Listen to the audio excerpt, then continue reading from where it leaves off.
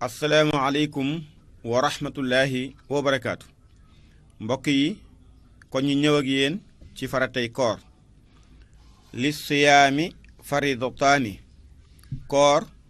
ñaari farata rek la am ba ci jëkk mooy anniyatu yéene ñaareel bi alkaffu anil muftiraati maanaam lépp luy yàq koor nga fegu ba doo ko def kon lii mooy faratay koor wasalaamu aleykum wa rahmatullahi taala wa barakaatu asalaamu aleykum wa rahmatullahi wa barakaatu mbokk yi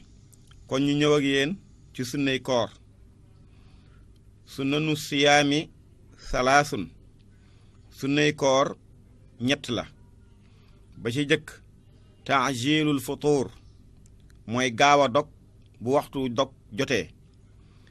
ñaareel bi taaxiru suxuur yéex a xëdd ci waxtu xëdd